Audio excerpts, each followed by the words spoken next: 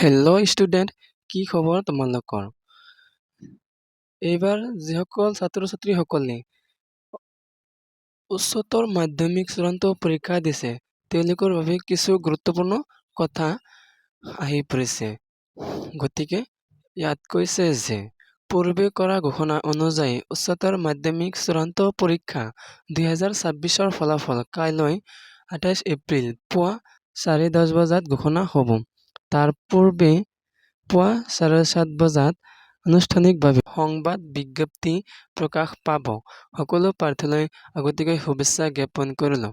ইয়াত ৰনোজ পেগুৱে অসমৰ সকলো কেণ্ডিডেটক শুভেচ্ছা জ্ঞাপন কৰিছে আৰু কাইলৈ 10:30 বজাত ৰিজাল্ট ঘোষণা কৰিব আৰু তাৰ 2 ঘণ্টা আগত অৰ্থাৎ 7:30 বজাত সংবাদ বিজ্ঞপ্তি অফিচিয়েল প্ৰেছ ৰিলিজ কৰিব। তোমালোকক মই এই ভিডিঅ'ৰ তলত ডেছক্ৰিপশ্যনত এটা এপৰ লিংক দি দিম। সেইটো লিংক তোমালোকক প্লে ষ্টৰত লৈ যাব।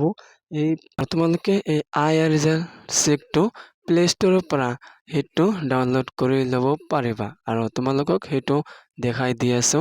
সেইটো চাৰ্চ কৰিবা IR ৰিজাল্ট চেক বুলি। সেইটো বুলি চাৰ্চ কৰিলে এই প্লে ষ্টৰত আহি যাব। তাৰপিছত ইনষ্টল মাৰি দিবা আৰু এইটো মই ডাউনলোড কৰি দেখাই দি আছো।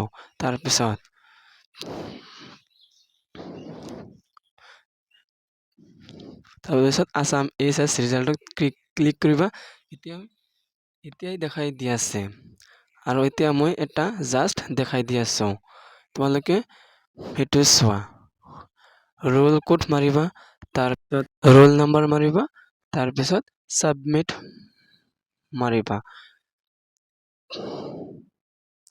চোৱা, এতিয়াই তোমালোকক টাইমাৰ দেখুৱাই দি আছে, অৰ্থাৎ এতিয়া কিমান ঘণ্টা আছে সেইটো তোমালোকে 17 ঘণ্টা 56 মিনিট 7 ছেকেণ্ড